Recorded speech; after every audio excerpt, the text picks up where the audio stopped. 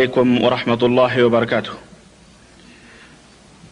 الحمد لله نحمده ونستعينه ونستغفره ونؤمن به ونتوكل عليه ونعوذ بالله من شرور أنفسنا ومن سيئات أعمالنا. من يهده الله فلا مضل له ومن يضلله فلا هادي له، ونشهد أن لا إله إلا الله ونشهد أن محمدا عبده ورسوله. أما بعد، فإن خير الحديث كتاب الله، وخير الهدي هدي محمد صلى الله عليه وسلم، وشر الأمور محدثاتها، وكل محدثة بدعة، وكل بدعة ضلالة، وكل ضلالة في النار.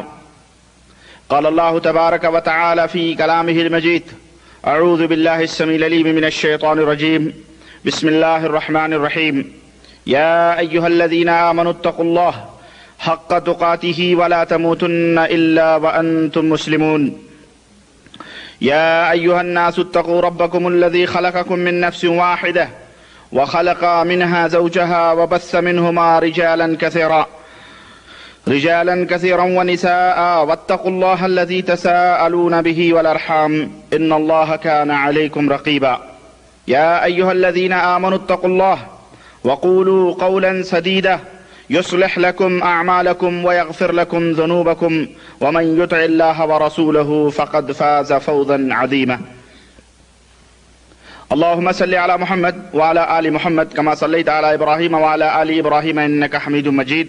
اللهم بارك على محمد وعلى آل محمد كما باركت على إبراهيم وعلى آل إبراهيم إنك حميد مجيد. تمام قسم کی حمد و ثنا، کبریائی اور بڑائی اس اللہ وحدہ لا شریک کے لیے لائق و زیبہ ہے جس نے ہمیں اور آپ کو پیدا فرمایا. درود و سلام اس ذات مبارکہ مقدسہ پر جو ساری کائنات کے لیے رشد و ہدایت بن کر کے تشریف لائے. برادران اسلام، معزز ساتھیوں، نوجوان دوستوں، بزرگوں اور بھائیوں، آج اللہ کی توفیق سے میں ایک نئے موضوع کا آغاز کر رہا ہوں.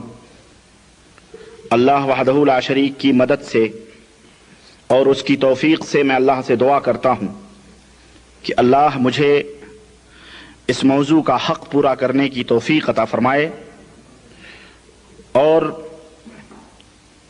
اللہ تبارک و تعالی ہمیں جتنا سننے سے زیادہ عمل کرنے کی توفیق عطا فرمائے. دوستو، آپ سوچتے ہوں گے کہ آج کا کون سا موضوع ہے.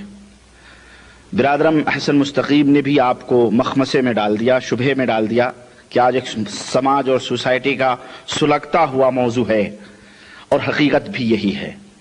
میں سوچ یہ رہا تھا کہ کچھ دن سے صوفیہ کے تعلق سے جو گفتگو ہو رہی تھی، جب وہ ختم ہو گئی تو میں نے سوچا کہ کون سا ٹاپک لیں. لیکن ایک تو بہت سارے لوگوں کے اپنی فرمائشیں کہ جناب یہ موضوع مناسب رہے گا، اور کچھ احباب بذریعے خطوط، بذریعے کیسٹس بھی اس کا ڈیمانڈ کرتے ہیں کہ جناب یہ چیز سماج اور سوسائٹی میں بالکل کینسر کی طرح پھیلتی جا رہی ہے.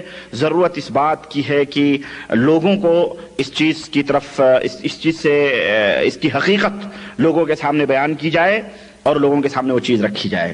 چنانچہ آپ حضرات بھی اس حقیقت سے واقف ہوں گے، اور وہ چیز ہے دعا، تعویذ، گنڈے، پلیتے اور یہ تمام سب چیزیں. اور پھر آدمی جب اس دلدل میں پھنستا ہے تو پھر اللہ کی قسم پھنستا ہی چلا جاتا ہے. اس آدمی کے گھر میں اگر ایک جنات ہوتے ہیں تو پیروں، فقیروں، سجادہ نشینوں، قبروں، مجاوروں کے چکروں میں پھنس کے اور پلیتوں کے چکر میں پھنس کے سینکڑوں جن اس کے گھر میں پہنچ جاتے ہیں. وہ اس چکر سے کبھی نہیں بچتا ہے، اور اس میں بہت سارے ہمارے احباب ملوث بھی ہیں، ہو چکے ہیں. اور اسی طرح سے ہندوستان ہو کہ پاکستان ہو کہ بنگلہ دیش ہو، غرض کی اکثر جگہوں پہ یہ لوگ موجود ہیں، اور ان کی دکانداریاں. ہمارے پاس ایک صاحب نے کیسٹ بھر کے بھیجا ہے، اللہ انہیں جزائے خیر دے، کہاں سے مجمع سے کیسٹ بھر کے بھیجا ہے کہ جناب ہمارے ہاں میرٹھ شہر میں تو باقاعدہ لائن لگتی ہے، کارڈ بٹتے ہیں، آپ ڈیٹ لینے کے جائے تعویذ لینے کے لیے جائیں تو جناب जनाब आली आपको सुबह जाएं तो शाम का कार्ड मिलता है कि आप शाम को मुलाकात करें। गरज की अगर छींक भी आती है किसी को तो वो बजाय डॉक्टर के पास जाने के या किसी मेडिसिन से दवा लेने के वो किसी गंडे तावीज पलीते वाले के पास जाता है और कहता है मुझे छींक आ रही है, मुझे कोई तावीज दे दो। किसी को बुखार आया तो उसकी दवा लेने के बजाय वो झाड़ फूंक, वो क्या कहते हैं, पलीते जल। किसी को गरज की मुख्तलिफ यानी अंदाज और तरीके से ये उम्मत इसमें फंसी हुई है। जाहिर है कि इसके असबाब और वजूहात क्या हैं। जैसा कि बिरादरम ने बतलाया कि आज हम हर तरफ से बहुत सारी मुसीबतों में घिरे हुए हैं। लाइल्मी और जहालत ये सबसे बड़ी मुसीबत हमारी बनी हुई है। सबसे बड़ी मुसीबत दौलत और दीगर और तमाम सब चीजों से सबसे बड़ी मुसीबत इस हमारे कौम की यानी हमारे हिंदुस्तान, पाकिस्तान, बांग्लादेश बिलखुसूस रहने वाले जो बर्रे सगीर हिंदो पाक के अंदर लोग हैं, उनकी सबसे बड़ी मुसीबत जहालत और नादानी। यानी आप कोई दीन इस्लाम की बात करें, आप कुरान और सुन्नत की बात करें, अल्लाह की कसम आपके सामने यही कहेंगे जी हम तो बाप दादाओं से यही करते चले आए, सुनते चले आए। और ये मौलवी, ये पीर, ये मुजावर अपनी जेबें इस तरह से इन्हें बेवकूफ बना बना करके तावीजें, गंडे, पलीतें कर करके इन्हें इस तरह से बेवकूफ बनाया हुआ है कि अल्लाह की पनाह। और हकीकत भी है। एक चीज मैं आपको बताऊं, अगर हम इसको बुरा कहते हैं तो बहुत सारे लोगों को जो हमने ये बतलाया कि जनाब ये शिरक है, तावीज करना, पलीते करना, गंडे करना, ये अलग टॉपिक है, मैं इसके ऊपर कभी बोलूंगा, मेरा आज ये मौजू नहीं है। लेकिन चूंकि इस मौजू से मुंसलिक है ये चीज, चूंकि मैं इसका इंशाअल्लाह तबारक ताला जो मेरा मौजू है वो मैं आपको बताऊं क्या है, यही जिन्नातों की हकीकत और उसका इलाज क्या है, जादूगरी क्या चीज है, जिन्नातों की हकीकत क्या है, ये जिन्न कौन लोग होते हैं, इसका इलाज क्या है। अगर किसी, चुनांचे मेरी ये गुफ्तगू जो होगी ये मुख्तलिफ दर्जात यानी मुख्तलिफ निकात के ऊपर होगी। पहली गुफ्तगू मैं ये करूंगा कि जनाब आली यानी पहली जो बात मैं आपके सामने रखना चाहता हूं वो बात ये होगी कि जनाब जिन्नातों की हकीकत क्या है।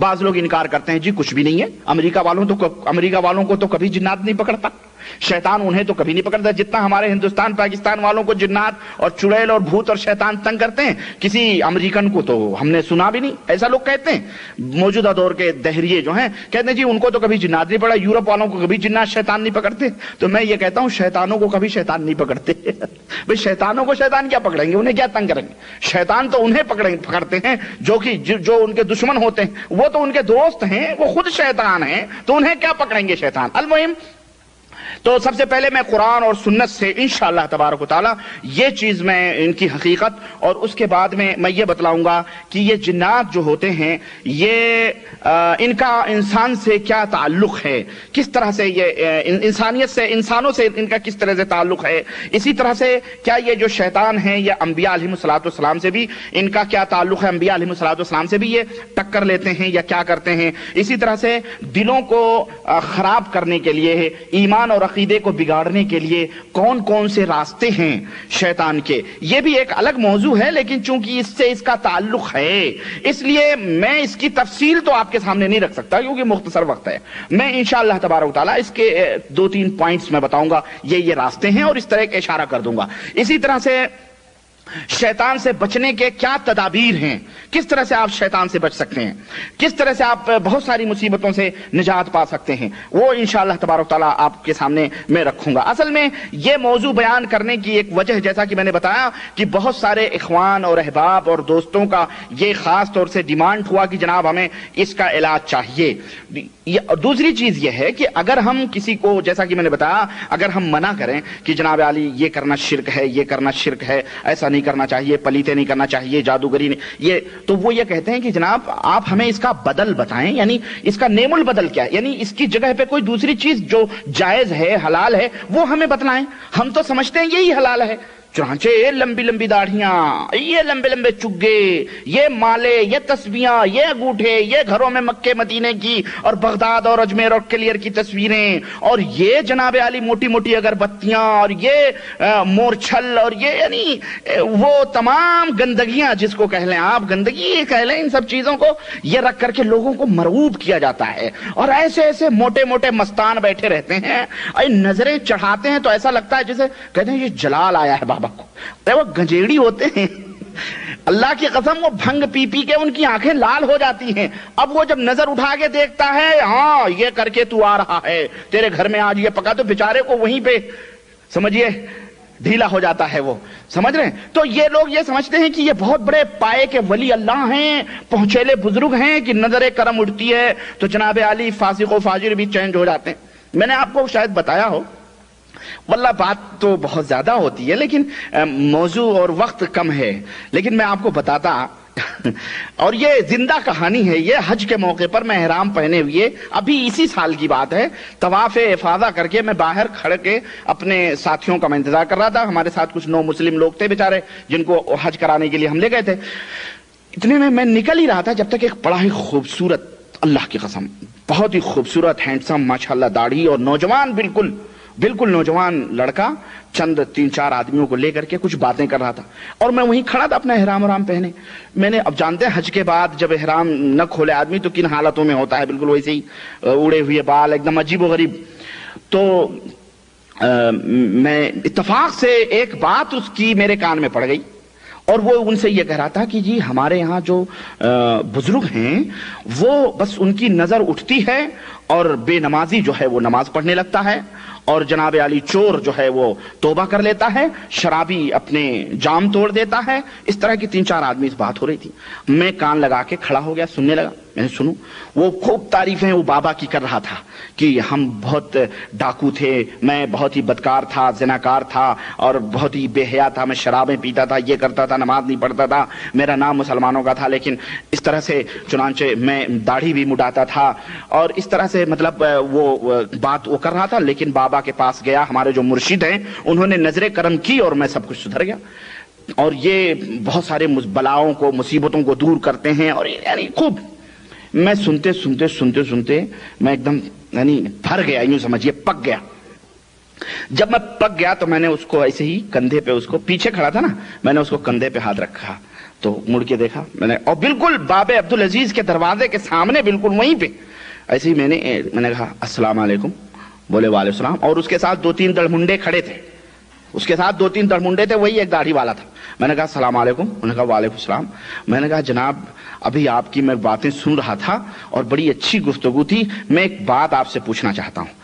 جب وہ مرشد آپ کے اور وہ پیر اتنے بڑے پہنچیلے ہیں، اتنے بڑے بابا ہیں کہ صرف نظر اٹھتی ہے اور دیکھتے ہیں تو کایا پلٹ جاتی ہے، شرابی جام توڑ دیتا ہے، چور جو ہے چوری سے باز آ جاتا ہے، اور فاسق و فاجر لوگ صحیح ہو جاتے ہیں، تم بھائی، اور دیگر مصیبتیں اور بلائیں وہ دور کرتے ہیں، میرے بھائی انہیں کشمیر اور ہندوستان کے بارڈر پہ کیوں نہیں بھیج دیتے؟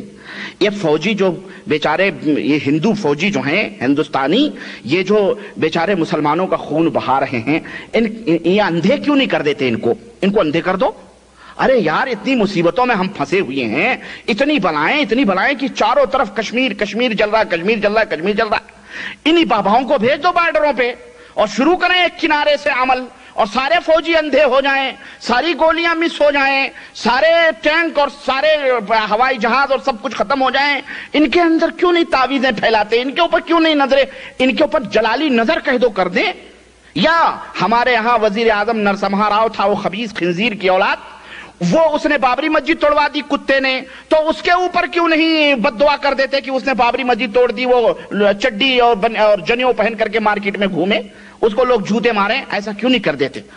یہ میں نے وہی دروازہ، اور چونکہ طبیعت میری ناساز بھی تھی، آواز بھی میری ایک دم اکھڑی ہوئی تھی اور مجھے غصہ لگ رہا تھا، تو وہ کہہ رہا جناب، وہ جو دوسرے 2-3 تھے دڑمنڈے ایک دم کلین شیو، انہوں نے کہا جناب آپ تمیز سے بات کریں۔ میں نے کہا میں تمیز سے بات کر رہا ہوں بھائی، بڑے ادب سے بات کر رہا ہوں، ورنہ ہمیں اتنے ادب سے نہیں بات کرنا چاہیے، میں بہت ادب سے حرم میں کھڑ کے میں بات کر رہا ہوں، اس دروازے کے اوپر یہ توحید کا حرم ہے، یہاں سے نبی کریم صلی اللہ علیہ وسلم نے شرک کو مٹایا، اور تم اسی دروازے پہ کھڑ کر کے گمراہ کر رہے ہو، اور لوگوں کو اللہ کا در چھڑوا کر کے اور ان کفرستانوں کے لوگوں کو اور کافروں اور مشرکوں کی طرف دعوت دے رہے ہو جو قبروں کے مجاور بنے ہوئے، شیطان ہو تم لوگ۔ میں بھڑکا ایک دم، اور آواز میری اکھڑی ہوئی تھی۔ انہوں نے کہا جناب آپ اس طرح کی بات ہے، میں نے جب تک 2-3 آدمی اور آ گئے، اور میں دیکھتے اس کی نظر میری اس کے بلے پہ پڑی، تو وہاں یا رسول اللہ المدد اور حجر اس کا گنبد خضرا کا لیبل لگایا ہوا تھا، لوہے کی پیتل کا بنا کر کے یہاں لگایا تھا۔ میں سمجھ گیا یہ تو کوئی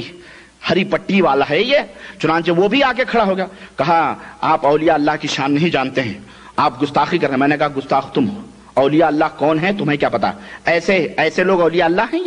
یہ ان لوگوں کو تم نے اولیاء اللہ سمجھا ہو؟ بولے اللہ تعالیٰ نے فرمایا الا ان اولیاء اللہ. میں نے کہا خاموش، مجھے تو سنا رہا ہے، اس لباس میں ہوں، تو یہ سمجھ رہا کوئی للو پنچو ہے کیا؟ احرام پہنا ہو تو اس کا مطلب نہیں للو پنچو سمجھ. اچھا آپ ادھر آئیں ذرا، آپ چلیں. کہہ رہا نہیں میں نہیں جاؤں گا. میں نے کہا آپ چلیں میرے ساتھ تھوڑی دیر، میں ذرا آپ سے کچھ. بولے میں لندن سے آیا ہوں. میں نے کہا تو لندن سے آنے کی مجھے دھمکی نہ دے، تو آسمان سے اترا ہو. تو آسمان سے اتر کے اگر مجھے شرک کی دعوت دے، شرک کی طرف دعوت دے تو میں تجھے جوتے ماروں. نکل یہاں سے، چلو یہاں سے میرے ساتھ آؤ. تو کہہ رہا نہیں میں جاؤں. جب تک 2-3 جو ہے اس کے ساتھ لگے. بولے نہیں آپ چھوڑیں ان کو. میں نے کہا نہیں بھائی، ہم کہیں پولیس کے پاس نہیں لے جائیں گے. آپ میں سے میں تھوڑی سی بات کرنا چاہتا ہوں، بس 1 سیکنڈ. لیکن وہ لوگ کہنے لگے. میں نے کہا آپ لوگ بھائی ٹھہرو، یہیں پہ مرید جو تھے اس کے. بولے نہیں ہم حضرت کے ساتھ ہی رہیں گے. بولے میں نے 900 غیر مسلموں کو مسلمان بنایا ہے اور ہم لندن میں یہ کام کرتے ہیں. میں نے کہا اپنی جیسا بنایا ہوگا. قبر پجاری، قبر پرست، آسمان سے گرا کھجور پہ اٹکنے والی بات تو کر رہے ہو، اور کیا کر رہے ہو؟ ان کو صحیح مسلمان تم نے کہاں بنا لے گیا؟ اللہ کی قسم وہ تھر تھر کانپ رہا تھا اور میں اس کو سائیڈ میں لے گیا. وہ دونوں اس کے چمچ جو تھے وہ چمٹے لگے ہوئے تھے. میں نے کہا اللہ سے ڈرو، یہ حرم ہے، یہ توحید کا شہر ہے. اللہ کے نبی صلی اللہ علیہ وسلم نے یہاں تو ابراہیم اور اسماعیل اور جو ہے مریم کی بھی تصویروں کو پیروں سے کچلا تھا، اور یہاں سے اس کو پاک کیا تھا اسے. اور تم حرم کے دروازے پہ کھڑ کر کے اور تم شرک کی دعوت دیتے ہو. ہم جو کہہ رہے ہیں تم ہمارے اوپر غصہ کیوں ہو گئے؟ جاؤ کہہ دو نا جلالی نظر اٹھا دے، بھارت بھسم ہو جائے. تمہارے جیسے لوگ اگر دنیا کے اندر رہیں تو پھر تو مسلمانوں کا بیڑا ہی پار ہے بھائی.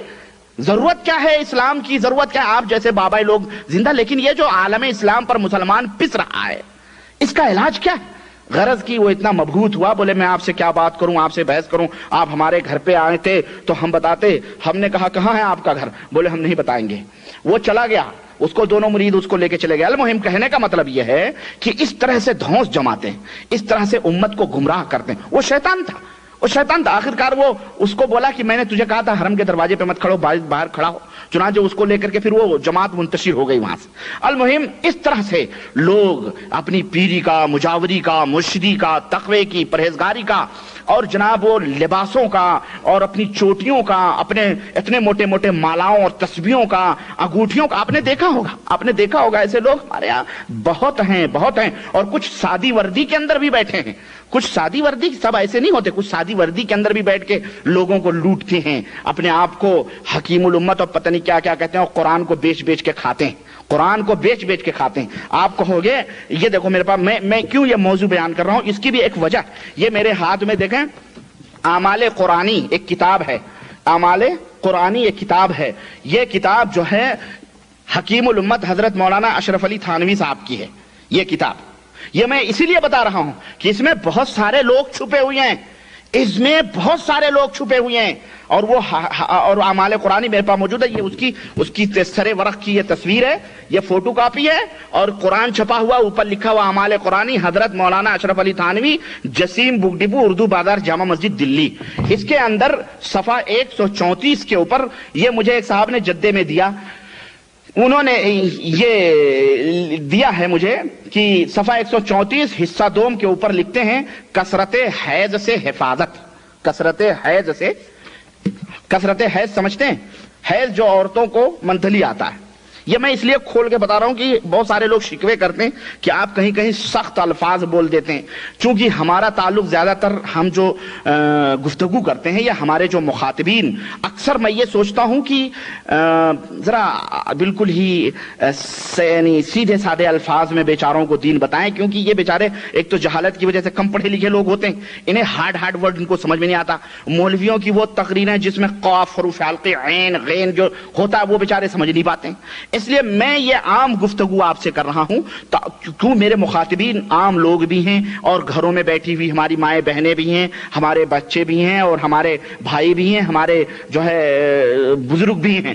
اس لیے عام لوگوں تک بھی یہ بات پہنچانی چاہیے. اس لیے میں بڑے ہی تو کثرت حیض یعنی زیادہ بلڈ منتھلی جس عورت کو آتا ہو، تنگ ہو، اس کا علاج حکیم الامت فرما رہے ہیں. حکیم الامت مولانا اشرف علی تھانوی دیوبندی کہہ رہے ہیں کہ کثرت حیض سے حفاظت. وما محمد الا رسول قد خلت من قبلہ الرسل افئن مات او قتل انقلبتم. ترجمہ: محمد صلی اللہ علیہ وسلم تیرے رسول پاک ہیں، خدا تو نہیں، آپ سے پہلے اور بھی بہت رسول گزر چکے ہیں، سو اگر آپ کا انتقال ہو جائے یا آپ شہید ہی ہو جائیں تو کیا تم لوگ جہاد یا اسلام سے ایسے پھر جاؤ گے؟ یہ ترجمہ ہے اس آیت کریمہ کا۔ اب کہہ رہے ہیں خاصیت، یعنی اس آیت کریمہ کی خاصیت کیا ہے، یہ آیت کریمہ کی خصوصیت کیا ہے، یعنی اس خاصیت کیا؟ دیکھیں قرآن کو کس طرح استعمال کیا جا رہا ہے۔ کہہ رہے ہیں اگر کسی عورت کا خون جاری ہو جائے تو اس آیت کو 3 پرچوں کے اوپر لکھے، ایک پرچہ اس کے اگلے دامن میں باندھ دے۔ اگلا دامن، دامن کس کو کہتے ہیں؟ دامن یہ نیچے کا جو کپڑا ہوتا ہے نا، شلوار قمیض کا۔ اب اگر اس نے جمپر پہنے ہوں گے تو ظاہر ہے وہ گھٹنے کے پاس اس کا دامن ہوگا، اگلا دامن وہی ہوگا، اور اگر اس نے بلاؤز پہنے ہوں گے تو اگلا دامن تو یہی آئے گا، سمجھ رہے؟ اس کے اگلے دامن پہ باندھ دے۔ اچھا دوسرا پرچہ، اچھا دامن میں باندھ دے اور ایک پچھلے دامن میں باندھ دے، ایک آگے باندھ دے دامن میں اور ایک پیچھے دامن میں باندھ دے۔ دیکھیں قرآن کا استعمال، دیکھیں حضرت، یہ حکیم الامت کی پڑیا ہے، یہ نسخہ حکیمیہ ہے۔ یہ مولانا اشرف علی تھانوی صاحب بتا، دیکھیں برا نہ مانیے گا، یہ میں اپنی طرف سے نہیں بول رہا ہوں، برا ماننے کی ضرورت نہ، میں کسی کے اوپر تان و تشنیع کر رہا ہوں، یہ سمجھنے کی بات ہے۔ ہم نے کوئی غلط بات نہیں کہ، ہم نے کہا حکیم الامت ہیں، یہ ہر چیز میں ظاہر ہے رہنمائی۔ نبی تو غیر، نبی صلی اللہ علیہ وسلم کو کون مانتا ہے حکیم؟ نبی صلی اللہ علیہ وسلم کو کون مانتا ہے رہبر و رہنما؟ نبی صلی اللہ علیہ وسلم کو قائد و رہبر مانتا ہے؟ وہ نبی صلی اللہ علیہ وسلم تو گئے خلاص، ان کی کتاب و سنت وہ بزرگان دین سمجھ کے لکھ کے چلے گئے۔ اب یہ نئے مجدد، اس زمانے کے مجدد لوگ ہیں جو اس دور میں نبوت اور رسالت کے جو ہے پیکر بن کر کے لوگوں کو حکامت کی بات کر رہے ہیں۔ دیکھیں یہ لکھتے ہیں ایک آگے باندھ لے، ایک پیچھے باندھ لے دامن میں، اور تیسرا باقی بچا۔ تو دیکھیں کیا کہہ رہے ہیں، غور کرنے کی بات ہے، آپ کی توجہ میں چاہتا ہوں۔ حکیم الامت مولانا اشرف علی تھانوی دیوبند کے، یہ بہت بڑے پائے کے ان کی ترجمہ قرآن، نہ جانے کتنی کتابیں ہیں اللہ کی بنا۔ لکھتے ہیں کہ ایک تو آگے باندھ دے، دوسرے پچھلے دامن میں، اور ایک زیر ناف باندھ لے۔ نعوذ باللہ، کہاں باندھ لے؟ زیر ناف۔ ہمارے ایک بھائی نے ہم سے سوال کیا، سوال نہیں کیا بلکہ کیسٹ بھر کے بھیجا، کہا جناب آپ نے درود و سلام والی کیسٹ میں کتا کہا ہے، اب جاہل لوگ یہ کہتے ہیں جی کتا ہم کو کہہ رہے ہیں، میلاد پڑھنے والوں کو، ہے نا؟ آپ نے اصل میں کس کو کتا کہا؟ اور جاہل لوگ بیچارے کسی اور کو کتا سمجھتے ہیں۔ میں نے نہیں کہا کتا، انہوں نے خود اپنے آپ کو کتا کہا ہے۔ میں نے تو صرف سگ کے اوپر جو پردہ پڑا ہوا تھا نا، سگ، لفظ سگ، اس کے اوپر جو سگانے مدینہ، سگے مدینہ، کتا جو پڑا، جو سگ مانے کتا ہوتا نا، تو اس کتے کے اوپر جو پردہ پڑا ہوا تھا، میں نے وہ پردہ ایسا پھاڑ دیا۔ میں نے کہا دیکھ یار اس کے پیچھے یہ سگ کا مطلب کیا ہے، ذرا سمجھ، یہ دیکھ۔ تو اب بل آ گئے جی ربانی صاحب کتا کہہ رہے۔ میں نے نہیں کتا کہا بھائی، میں کسی کو کتا، ان کی کتابوں میں لکھا ہوا ہے یہ کتا لکھا، وہ خود اپنے آپ کو کتا بن رہے ہیں، تو ہمیں کہنے میں کیا مذائقہ ہے یہ بتاؤ؟ اگر ہم کہیں یہ مدینے پاک کے کتے یا غوث پاک کے کتے ادھر آ، تو کون سی بری بات ہے بھائی؟ ابھی خود کہہ رہے ہو تو ہم بھی کہہ رہے ہیں۔ تو یہ ہم نہیں کہہ رہے ہیں۔ زیر ناف، زیر مانے نیچے، اور ناف تو سمجھتے ہیں آپ، ناف کے نیچے یعنی جہاں گندگی کے بال ہوتے ہیں، جہاں کہ اللہ کے نبی صلی اللہ علیہ وسلم نے فرمایا کہ وہ ناف کے نیچے کے بال جو ہے صاف کیا کرو ہفتے میں، 2 ہفتے میں، 3 40 دن کے اندر اندر، وہی زیر ناف۔ اب وہ مقام تو نہیں بتا سکتے جہاں سے خون نکلتا ہے، وہ مقام تو زیر ناف تو پورا ہی ہے کہ نہیں؟ چونکہ حکیم کی پڑیا ہے، اس لیے یہ دیکھیں یہ اعمال قرآنی۔ میرے عزیز، میرے بھائی، یہ ایک چاول ہے ڈیک کا، یہ ڈیک کا ایک چاول ہے۔ اس طرح کی تو میں سینکڑوں مثالیں لا سکتا ہوں، ہمیں اس سے غرض نہیں۔ یہ حضرت کس جماعت کے لیڈر ہیں یا رہنما تھے، اللہ تعالیٰ معاف کرے، ہم تو یہی کہیں گے، اور ایسے ان کے شر اور فساد لکھی ہوئی باتوں کے اوپر ہمیں عمل کرنے سے بچائے۔ غرض کہنے کا مطلب یہ ہے کہ اس طرح کی پڑیے لوگوں کے اندر تقسیم کیے جاتے ہیں۔ اب لوگ بیچارے ہمارے کہتے ہیں کہ جناب ہمیں تو اس کا علاج تو پتہ نہیں ہے، یہ جن ہے، یہ بھوت ہے، یہ پریت ہے، یہ کیا ہے، یہ مصیبتوں میں ہم پھنسے ہوئے ہیں، آخرکار اس کا علاج کیا ہے؟ تو ایک سبب تو یہ ہے کہ میں یہ چاہتا ہوں کہ آپ حضرات کے سامنے وہ علاج بتاؤں جو قرآن و سنت سے ثابت ہے۔ اللہ اور اس کے رسول صلی اللہ علیہ وسلم نے جس طرح سے علاج کیا، اور جیسا کہ میں نے بتلایا کہ میری گفتگو یہ 3-4 پوائنٹس کے اوپر ہوگی۔ سب سے پہلے چونکہ یہ جناتوں وغیرہ کا بھی اثر ہوتا ہے یہ تمام سب چیزیں۔ اب پیٹ میں درد ہو تو آدمی رکھے جھاڑ پھونک کرے، بھائی پیٹ میں درد ہو تو ذرا سا آپ وہاں سے بھی دوائیں بھی لے لیں۔ اب یہ نہیں کہ اسی کے اوپر آپ کو کینسر کی بیماری ہوگی تو پیر صاحب کی پڑیا کھائیں، پڑیا لکھ لکھ کے باندھیں تعویذ۔ تو اسی طرح سے آپ کہیں سفر کریں تو ہمارے ہاں امام زامن بھی باندھتی ہیں، ہماری مائیں بہنیں ہمارے ہاں جب چلتے ہیں، کوئی بھائی لوگ یہاں یہاں بہت سارے آتے ہیں تو کہتے ہیں جی امام زامن باندھ لو، اس میں کچھ پیسے ہوتے ہیں۔ امام زامن، امام حسین کہتے ہیں امام حسین کی ضمانت میں تم جا رہے ہو، یا امام علی کی ضمانت میں جا رہے ہو، یعنی تم ان کی نگرانی اور نگہداشت میں تم یہ سفر کر رہے ہو، اور پھر جب وہاں پہنچنا تو اس کو کھول کے ان کے نام کی نیاز دلا کے فاتحہ پڑھ، روحوں کو بخش دینا، خلاص۔ یہ ہوتا ہے امام زامن۔ اور لوگوں نے تو اپنے رہے، نرسمہا راؤ اور بی جے پی کے لیڈر کون تھا وہ اٹل بہاری واجپئی، اس کے اوپر بھی امام زامن باندھتی ہیں ہمارے ہاں کی نقاب پوش عورتیں بیچاری۔ ہم نے دکھایا تھا وہ فوٹو کہ امام زامن باندھ رہی ہیں۔ تم سلامت رہو 1000 برس، اس طرح مسلمانوں کو جوتے مارتے رہو، یہی بتلا رہی ہیں تم تو۔ اور پھر یہ ہمارے درگاہوں کے مجاور بیچارے قبروں کے اوپر جب لیڈر جاتے ہیں تو ان کو دستار بندی پیش کی جاتی ہے، تلوار پیش کی جاتی ہے۔ ائمہ کانفرنس تھی، اللہ کی قسم میں نے اپنی آنکھوں سے دیکھا، دلی کے اندر بچوں کا گھر ہے ایک دریا گنج میں بچوں کا گھر ہے۔ میں اس وقت پڑھ رہا تھا اور راجیو گاندھی جنرل سیکریٹری تھا، مر گیا خبیث۔ تو اب وہ جب گیا وہاں پہ تو باقاعدے ائمہ لوگوں نے اس کے اوپر پگڑی باندھی اور تلوار دیا، اس کو تلوار پیش کیا۔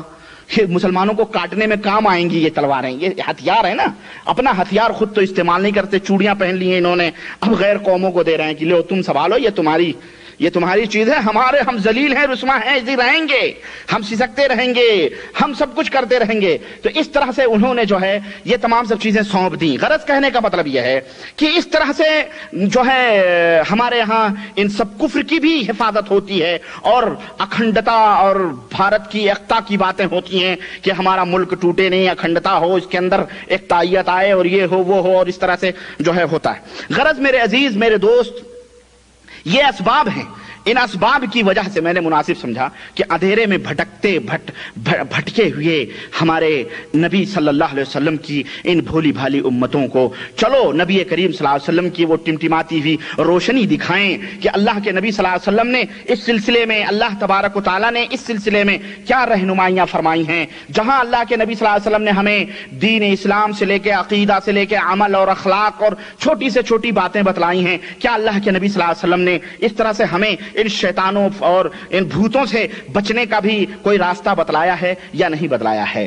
حقیقت یہ ہے کہ اللہ کے نبی صلی اللہ علیہ وسلم نے یہ راستے اللہ کی قسم بتلائے ہیں، اور بہت ہی مدلل طریقے سے اللہ نے بھی بتلایا اور نبی کریم صلی اللہ علیہ وسلم نے بھی بتلایا کہ شیطانوں سے اس طرح بچ سکتے ہو، شیطان تمہیں چھو بھی نہیں سکتا، شیطان تمہارے قریب بھی نہیں آ سکتا، شیطان تمہیں کوئی پریشان نہیں کر سکتا، ان سے بچ سکتے ہو، اور اگر کبھی بائی چانس دشمن ہے، کبھی کوئی دھکا لگا دیا تو اس کے بچنے کی یہ ترکیب ہے، اللہ کے نبی نے بتلائی ہے۔ لیکن اصل میں یہ ہے نا کہ تعویذ پہن لینا، پلیتے پہن لینا آسان ہے، لیکن نبی کریم صلی اللہ علیہ وسلم کی باتیں چونکہ وہ عمل کرنا پڑے گا، اس کے اوپر جو ہے عملی ثبوت دینا پڑے گا، لوگوں کو سب کچھ کیا کہتے ہیں محنت کرنا پڑے گی، اس لیے اس سے دور بھاگتے ہیں۔ اور نہ یہ مجاور اور نہ یہ پیر، نہ یہ شیخ الحدیث اور نہ ہی یہ محدث کرام جو تعویذیں بنڈل کے بنڈل بیچتے ہیں، اس امت کو بتاتے ہیں کہ میرے بھائی یہ کرو، تم اپنا عقیدہ درست کرو۔ نہیں بتاتے،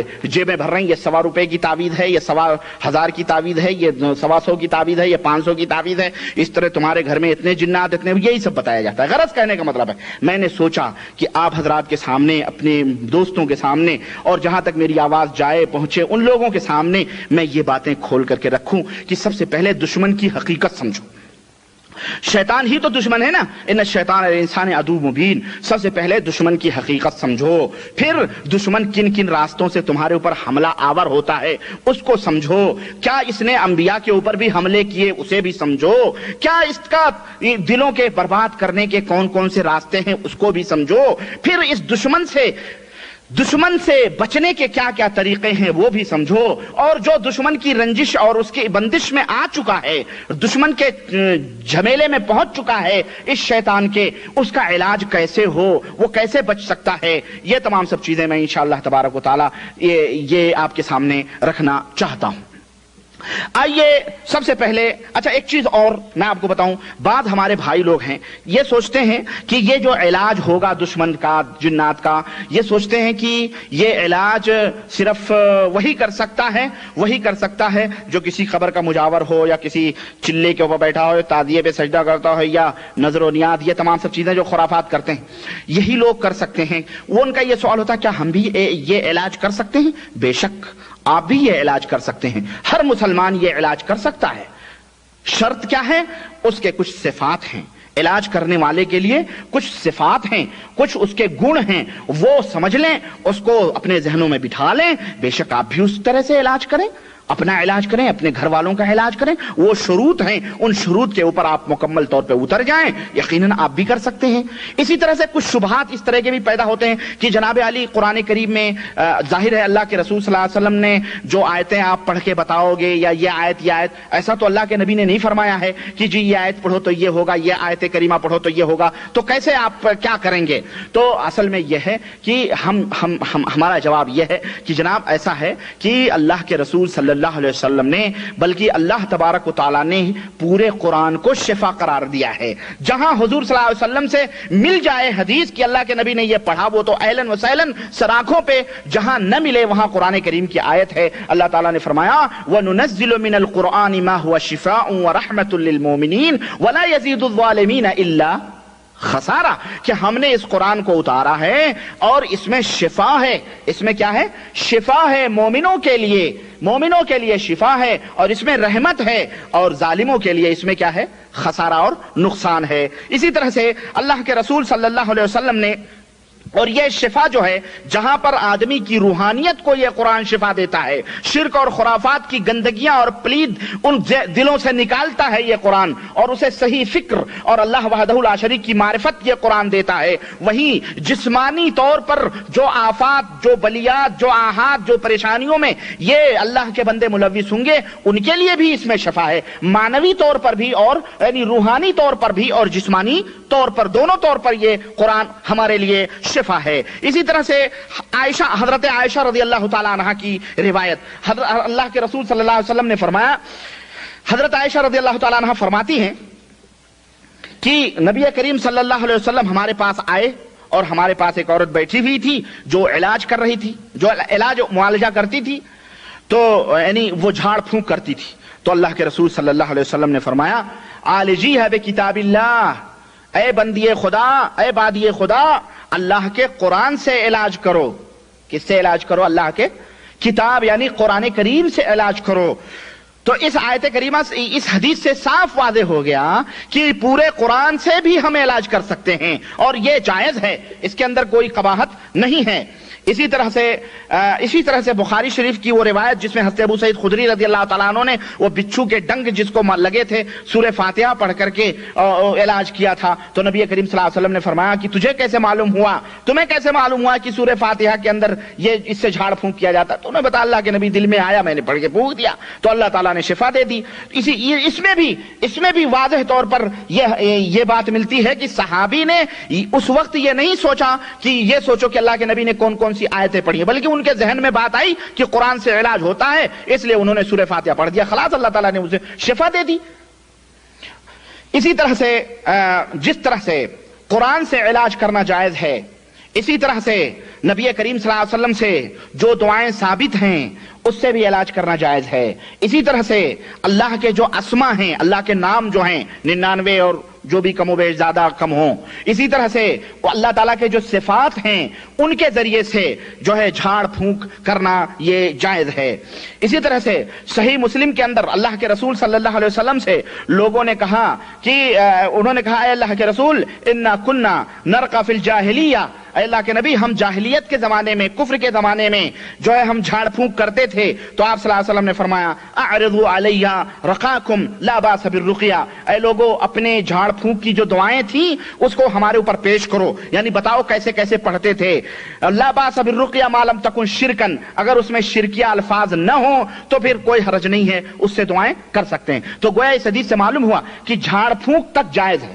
جھاڑ پھونک قرآن کریم سے، اللہ کے نام سے، اس کے صفات سے، اسی طرح سے ان دعاؤں کے ذریعے سے جس میں شرکیہ کلمات نہ ہوں اور عربی میں ہوں، اس سے جائز ہے دعا کرنا. تو یہ شریعت کا معیار ہے، یہ شریعت کا ترازو ہے. اس سے ہٹ کر کے اگر کوئی شخص کوئی علاج کرتا ہے تو یہ سراسر شرک اور سراسر یہ بدعات اور خرافات کے اندر یہ چیز آئے گی. غرض کہنے کا مطلب یہ ہے، آئیے اس سے پہلے کہ میں کیا کہتے ہیں اس علاج میں داخل ہوں، یہ بات آپ کو یعنی علاج نہیں بلکہ اس کی حقیقت چند باتیں آپ کے سامنے رکھنا یہ بھی ضروری ہیں. چنانچہ اس سلسلے میں بہت سارے جن جو انسانوں کو پکڑتے ہیں تو جب ان کے اوپر وہ سوار ہوتے ہیں یعنی انہیں پکڑتے ہیں تو وہ جن انہیں حرام کام کرنے کی دعوت دیتے ہیں. وہ شیطان کیا کرتے ہیں کہ حرام کام کرو. چنانچہ آپ نے دیکھا ہوگا وہ یعنی گالیاں بکتا ہے اور بے حرمتی کرتا ہے، نماز نہیں پڑھتا ہے، حرام ہی ہے نا، نماز چھوڑنا حرام ہی ہے. اسی طرح سے وہ جن اسے لوگوں سے کہتا ہے، ہم نے تو اپنے کانوں سے سنا ہے کہ فلانے بابا کی درگاہ پہ چلو تو ہم چلے جائیں گے. کہتا ہے کہ نہیں کہتا ہے؟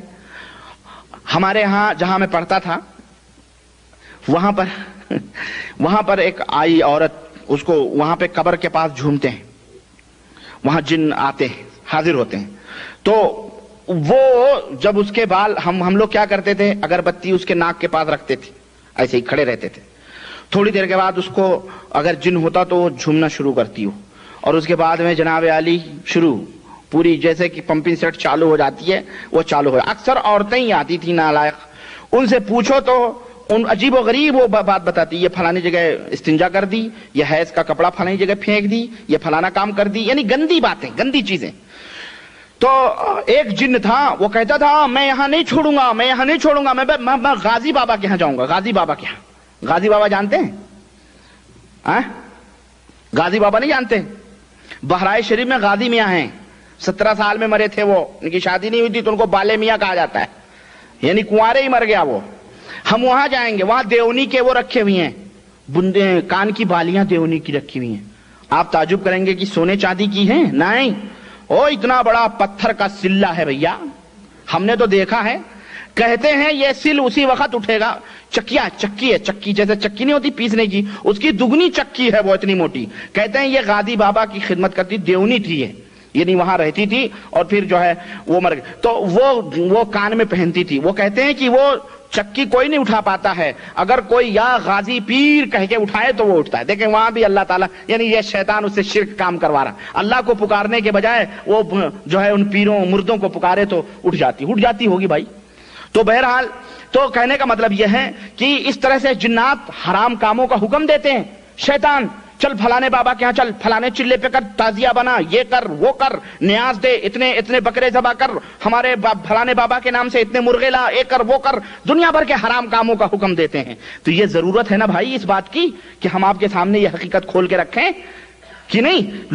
اسی طرح سے دشمنان اسلام جو ہیں، چاہے وہ کرسچن ہوں یا غیر قوم کے لوگ ہوں، وہ مسلمانوں کو تنگ کرنے کے لیے جادو کرتے ہیں، جن بھیجتے ہیں، ان سے حرام کام کرواتے ہیں. چنانچہ ان سے پوجے کرواتے ہیں، مندروں میں بھی جاتا، پوجا کرتا، پاٹ کرتا، لوگ سمجھتے ہیں اس کے اوپر جنات ہے، اور اس طرح سے اسے غلط کاموں کی طرف مائل کرتے ہیں. اور لوگ کہتے ہیں کہ جی بس یہ تو جو ہے ہمارا دین، ہمارا مذہب اختیار کر لیا، یعنی کسی بہانے سے مسلمانوں کو تنگ کیا جاتا ہے. اور چونکہ اس موضوع پر ہمارے مولانا حضرات زیادہ بولتے بھی نہیں ہیں، اور جو بولیں کیسے جب اس میں خود وہ ننگے ہیں تو دوسروں کو ننگا کیسے کہیں گے. زیادہ تر مولوی یہ سب کام کرتے ہیں، یا زیادہ حافظ جی لوگ ہوتے ہیں ہے نا، یہی کام کرتے ہیں. 10 پارے حفظ کر لیے، پورا قرآن حفظ، کوئی دھندا نہیں ملا تو بس دعا تعویذ کے دھندے. آپ دیکھیں بامبے میں، آپ کراچی میں، کہیں بھی دیکھیں آپ، جناب علی خوب دھندے چل رہے ہیں. جناب علی اچھے سے اچھی، وہ فقیر اس کی بیوی وہاں مر رہی ہے، یہاں بامبے میں بیٹھ کے، کراچی میں بیٹھ کے وہ دھندے چالو کیا ہوا، اور خوب کمائیاں اس سے ہو رہی ہیں. تو غرض آئیے سب سے پہلے ہم یہ جناتوں کی یہ حقیقتوں کو سمجھتے ہیں کہ کیا یہ جنات ہیں بھی یا نہیں ہیں. میں زیادہ تفصیل میں نہیں جاؤں گا، بس قرآن کریم اور ایک حدیث آپ سمجھنے کے لیے کافی ہے. اللہ وحدہ لا شریک نے قرآن کریم میں فرمایا وما خلقت الجن والانس الا لیعبدون، ہم نے جناتوں کو اور انسانوں کو صرف اپنی عبادت کے لیے پیدا کیا ہے. یہ اس بات کی دلیل ہے کہ جناتوں کا وجود موجود ہے، جناتوں کا وجود ہے. اسی طرح سے اللہ تعالیٰ نے فرمایا کہ وَإِذْ صَرَفْنَا إِلَيْكَ نَفْرًا مِّنَ الْجِنِّ يَسْتَمِعُونَ الْقُرْآنَ، سورہ احقاف آیت نمبر 29. اللہ تعالیٰ نے فرمایا کہ اے رسول، اور جب ہم نے متوجہ کیا آپ کی طرف جناتوں کی ایک جماعت کو جو آپ سے قرآن سن رہے تھے، یعنی جناتوں کی ایک جماعت آپ سے قرآن سن رہی تھی. تو اس آیت کریمہ سے معلوم ہوا کہ جنات جو ہے یہ قرآن پڑھتے اور پڑھاتے، اور حدیث بھی آ رہی ہے وہ میں بتاؤں گا. اسی طرح سے قرآن کریم میں کئی جگہیں ہیں، سورہ انعام کے اندر موجود ہے، سورہ رحمان ہے، سورہ جن ہے، اسی طرح سے سورہ جن جو ان تمام صورتوں کے اندر موجود ہیں جنوں کے قصے، جنوں کے واقعات. تو یہ آیت کریمہ اس بات کی دلیل ہے کہ جنوں کا وجود ہے. جو لوگ انکار کرتے ہیں وہ جھوٹے ہیں، وہ کذاب ہیں. ہمارا اللہ یہ کہتا ہے جن ہیں، جناتوں کو پیدا کیا. اسی طرح سے صحیح مسلم کی روایت میں حدیث سے دلیل لیں. حدیث میں صحیح مسلم حضرت عبداللہ ابن مسعود رضی اللہ تعالی عنہ اس حدیث کے راوی ہیں، کہتے ہیں کہ کننا مع رسول اللہ صلی اللہ علیہ وسلم، کہ ہم رسول اللہ صلی اللہ علیہ وسلم کے ساتھ تھے، ذات لیلۃ، ایک رات، ففقدناہ، تو ہم نے آپ صلی اللہ علیہ وسلم کو ایک رات گم پایا. ہم آپ صلی اللہ علیہ وسلم کے ساتھ تھے لیکن پھر ہم نے آپ صلی اللہ علیہ وسلم کو گم پایا. تو ہم نے آپ کو وادیوں میں، گھاٹیوں میں، پہاڑیوں میں، مکے کی گلی گلی میں ڈھونڈا لیکن آپ صلی اللہ علیہ وسلم نہ ملے. تو ہم نے سوچا کہ آپ کو کوئی ضرور تکلیف پہنچی ہے اور آپ صلی اللہ علیہ وسلم کو یا تو اغوا کر لیا گیا یا تو آپ کو قتل کر دیا گیا. غرض کی وہ رات ہم نے بہت بری رات گزاری، بڑی بری رات گزاری.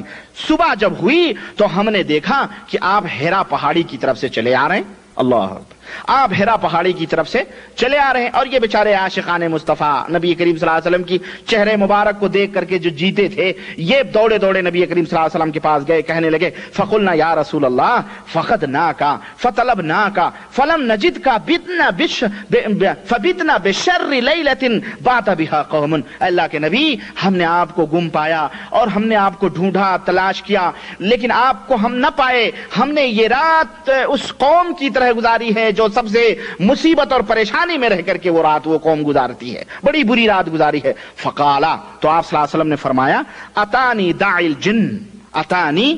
اچھا چلو میں ترجمہ بتاتا ہوں، مجھے ایک بات آ جاتی ہے ذہن میں، وہ میں اشارہ کرنا چاہتا تھا، بہرحال ابھی میں بتاتا ہوں. فاتانی داعی الجن، تو میرے پاس جناتوں کا ایک گروپ آیا، ایک آدمی آیا. فذهبت معه، تو میں اس کے ساتھ گیا. فقرات علیہم القرآن، تو ہم انہیں قرآن پڑھ کے ہم نے انہیں سنایا. آپ صلی اللہ علیہ وسلم وہ آئے اور ہمیں کو بلا کے لے گئے تو ہم نے انہیں قرآن سنایا. یہاں پر ایک بات آپ دیکھیں اللہ اکبر، اللہ اکبر. آج کل ایک بات آئی ہے، میں نقط بیان کر کے نکل جاتا ہوں، میں وہاں زیادہ دیر نہیں رکوں گا. حضرت عبداللہ ابن مسعود رضی اللہ تعالیٰ عنہ کتنے بڑے جلیل القدر صحابی ہیں. یہ بتائیں، یہ جو ہمارے جنہیں ہم ولی اللہ صوفیہ سمجھتے ہیں، جنہیں ہم نے بزرگان دین کہا ہوا ہے، اور جن کے بارے میں غوث پاک رکھ لیں آپ، چلیں ہم وہ منڈی پکڑ لیتے ہیں، شیخ عبد القادر جیلانی کو مثال میں لے لیتے ہیں. کیا شیخ عبد القادر جیلانی یہ حضرت عبداللہ ابن مسعود سے افضل ہیں؟ آپ بتائیں.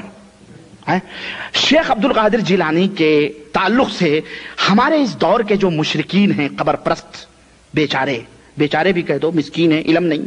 کیوں؟ اگر علم ہو جائے تو یہ صحیح راستے پہ آ جائیں. ان کے مولوی انہیں علم ہی نہیں دیتے ہیں. یہ بیچارے یہ کہتے ہیں کہ غوث پاک پوری کائنات کے اندر ان کا حکم چل رہا ہے اور سب کچھ ہو رہا ہے. وہ 12 برس کی کشتی بھی واپس لا رہے ہیں. چنانچہ فوٹو دکھایا گیا، فوٹو میں پتہ ہے غوث پاک کی تصویر دکھا کر کے کشتی ڈوب رہی ہے، نیچے سے غوث پاک اٹھا کر کے اس کو باہر لا رہے ہیں. یہ فوٹو بکتے ہیں جناب، پوچھتے ہیں ہندوستان میں، پاکستان میں یہ بک رہے ہیں. اور اسی طرح سے یعنی حکمرانی چل رہی ہے، فلانے کی شیروں پہ حکمرانی ہے، دریاؤں پہ حکمرانی ہے، جانوروں پہ حکمرانی، جو کچھ بھی ہے سب کچھ ہے، سب کچھ. یہ بزرگ حضرت عبداللہ ابن اور غیب جانتے ہیں، دلوں کی بات جانتے ہیں. آج بھی پکارو یا غوث المدد تو بغداد سے ہندوستان پہنچ جاتے ہیں، سن لیتے ہیں، سب کچھ کرتے ہیں. عبداللہ ابن مسعود رضی اللہ تعالیٰ عنہ اتنے بڑے عاشق جو نبی کا چہرہ دیکھے بغیر چین اور سکون آئے، کہہ رہے ہیں اللہ کے نبی یہ رات ہم نے بڑی بری گزاری، ہم نے تلاش کیا پائے. ان بیچاروں کو علم غیب تو نہ ہوا جو نبی کے صحابہ تھے, جو نبی کے دوست تھے, انہیں تو کسی طرح سے نہ معلوم ہوا کہ ہمارا نبی جس طرح ہمارا رسول بن کے آیا تھا, اسی طرح سے ایک دوسری قوم جنات بھی ہے, ان کا بھی آقا بن کے آیا تھا, ان میں قرآن پڑھنے گیا ہے, انہیں قرآن سنانے گیا ہے. جس طرح سے انہیں ہمارے نبی ہیں اس طرح ان کے بھی نہیں. ان بیچاروں کو تو نہ معلوم ہوا. ان بیچاروں کو جو صحابی تھے انہیں تو نہ پتا چلا. ان رکابیوں کو بڑی اچھی طرح سے معلوم ہو جاتا ہے. صحابی نہ جانے, رکابی پھٹ سے سمجھ جائیں کہ جناب علی یہ ہمارے بزرگ ہیں, یہ ولی اللہ فلانے ہے. نہیں, بات سمجھ میں آ رہی نہیں. آپ دور جانے کی ضرورت نہیں ہے جناب. صحابہ کرام رضوان اللہ علیہم اجمعین کے ایسے ایسے واقعات ہیں جو ان کے ان عقیدوں کو باطل کرتے ہیں. یہ صحابہ کو نہیں مانتے, اللہ کی قسم. اب دیکھیں صحیح مسلم کی روایت کھلی ہوئی بات ہے کہ نہیں. چلیں آگے بڑھتے ہیں, چھوڑیں آپ. یہ ایک نقطہ تھا جو میں بتانا چاہتا تھا. دیکھیں وہ کہہ رہے ہیں اللہ کے نبی میں نے آپ کو نہیں پایا, تلاش کیا, صبح اللہ کے نبی آئے تو پہنچ گئے, اللہ کے نبی ایسا ہوا. انہیں تو معلوم ہو جانا چاہیے, علم غیب تو انہیں بدرجہ اولا ہونا چاہیے. کیوں نبی کے زمانے میں رہ رہے ہیں, جبریل آ رہے ہیں, وہی اترتی تھی, سب کچھ دیکھتے تھے نبی, سب کچھ. وہ خیر القرون سارے زمانوں میں سب سے بہترین زمانے کے بہترین لوگ تھے, لیکن انہیں علم غیب نہ ہوا. یہ پدی کے شوربے. اب آپ بات آتی ہے تو کہنا پڑتا ہے, معاف کیجئے گا ذرا. تو انہیں سب کچھ پتا ہوتا ہے, ان کے بزرگوں کو سب کچھ معلوم ہوتا ہے. اللہ خیر چھوڑیں. بہرحال اللہ کے نبی صلی اللہ علیہ وسلم نے فرمایا ایسا معاملہ تھا. تو اللہ کے نبی تو حضرت عبداللہ ابن مسعود کہتے ہیں فانطلق بنا, تو آپ صلی اللہ علیہ وسلم ہمیں لے کے گئے, اور انہوں نے ان کے علامات جہاں بیٹھے تھے وہ لوگ, ان کے نشانیاں, وہ آگ جلائے ہوئے تھے اجالوں کے لیے, وہ جلی ہوئی آگ کے کوئلے وغیرہ بھی نشانیاں بھی دکھائے. آپ نے فرمایا میں یہیں تھا رات کو. سوچیں, اللہ اکبر. وہ سب اللہ کے رسول صلی اللہ علیہ وسلم نے فرمایا کہ میں یہی رات کو تھا انہی لوگوں کے درمیان میں.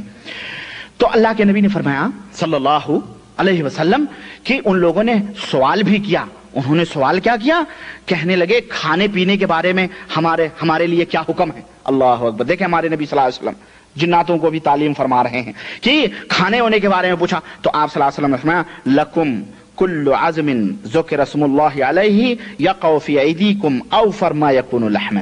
اللہ کے نبی صلی اللہ علیہ وسلم نے فرمایا کہ اے جناتو, ہماری امت کے جو لوگ ہیں انسان, یعنی ہر ہڈی, تمہاری خوراک ہر وہ ہڈی ہے جس پر اللہ کا نام لیا گیا ہو, جب تم اسے اپنے ہاتھوں میں اٹھاؤ گے تو وہ ہڈی گوشت سے بھر جائے گی تمہارے لیے. یہ انعام ہے تمہارا. یہ ہمارے نبی صلی اللہ علیہ وسلم. دیکھیں وَكُلُّ بَعْرَةٍ الف لدوابکم. آپ صلی اللہ علیہ وسلم نے فرمایا اور تمہارے جو چوپائے ہیں, تمہارے جو جانور ہیں, ان کا کھانا کیا ہے؟ تمہارے یعنی ان کے میگنیاں وغیرہ جو ہیں, ان کی خوراک جو ہے وہ ہیں, وہ تم کھاؤ. فقال رسول اللہ صلی اللہ علیہ وسلم فلا تستنجوا بهما فانهما طعام اخوانکم. تو اے لوگو ان دونوں سے استنجا نہ کرو. کس سے؟ ہڈی سے اور میگنیوں سے, گوبروں سے, پوپلوں سے. کیوں؟ اس لیے کہ یہ تمہارے بھائیوں کے کھانے ہیں. یہ حدیث صحیح مسلم کے اندر ہے. اسی طرح سے اس حدیث سے کیا ثابت ہوا؟ اس حدیث سے ثابت ہوا, اور بہت ساری باتیں ثابت ہوئی میرے عزیز, میرے پیاروں, بہت ساری باتیں ثابت ہوئی, کتنے مسائل معلوم ہوئے.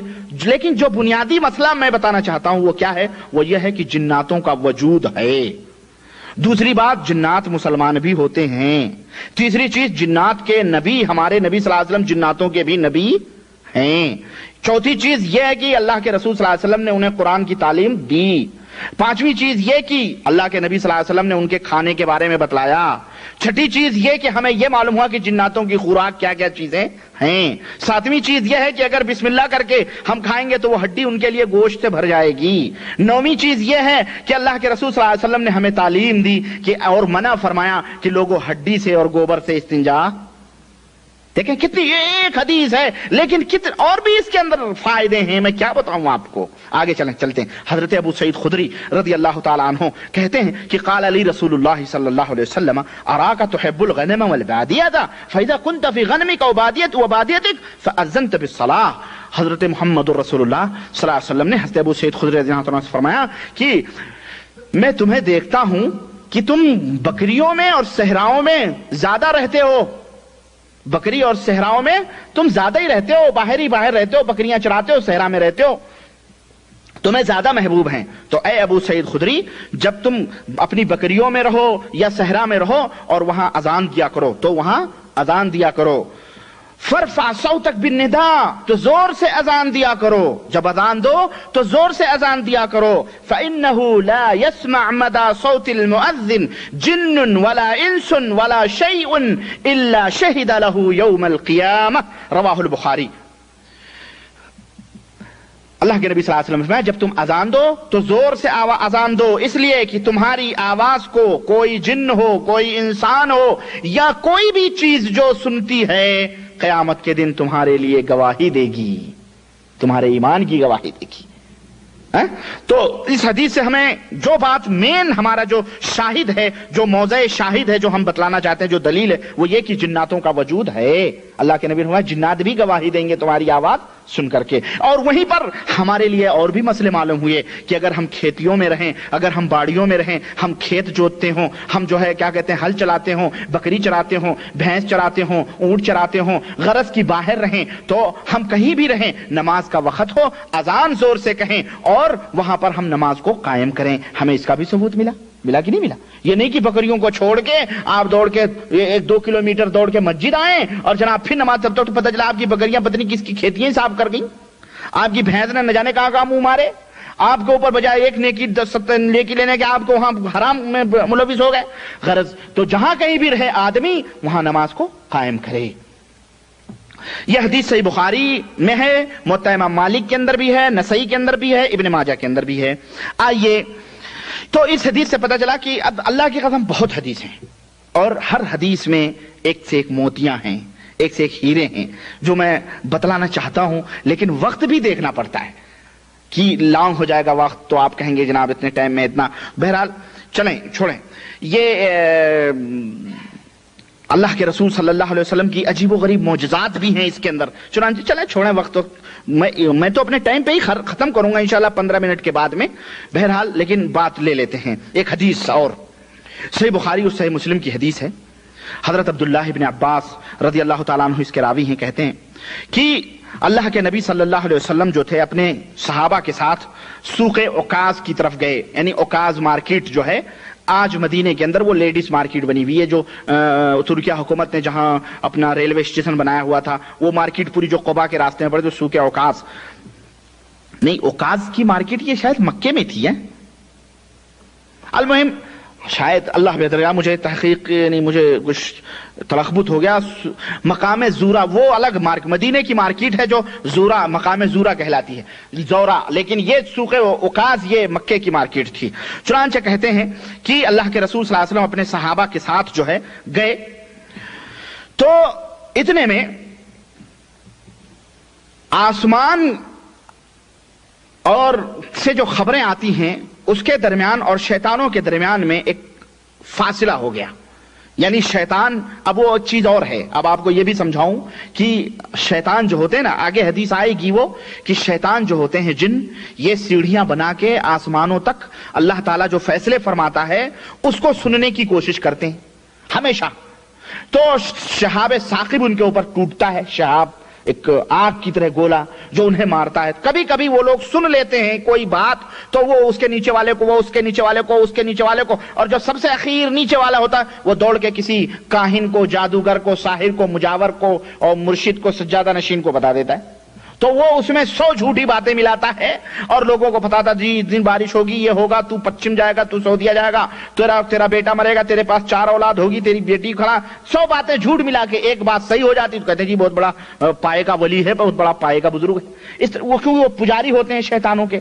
تو غرض اس طرح کی یہ ایک حدیث ہے، تو یہ لوگ ایسا کرتے ہیں۔ تو اس وقت جو ہے نبی کریم صلی اللہ علیہ وسلم جب نکلے تو وہ بیچ میں پردہ سا ہو گیا، وہ سن نہ سکے اس کو، تو وہ لوٹ کے آئے اپنی قوم شیطانوں کے پاس، کہنے لگے آج پتہ نہیں کیا بات ہے کہ آج کوئی آواز ہی ہمیں سنائی نہیں دے رہی ہے، معاملہ کیا ہے؟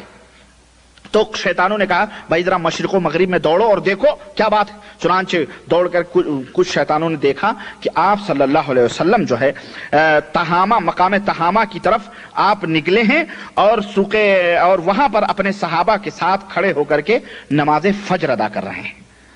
अपने कुछ सहाबा के साथ मकाम नमाज फज्र अदा कर रहे हैं, सलात फज्र अदा फरमा रहे हैं, तो शैतानों ने कहा हो यही वजह है जो हमारे और आसमानों की खबरों के बीच में एक रुकावट पैदा हो चुकी है कि वो खुले आसमान नमाज पढ़ रहे हैं।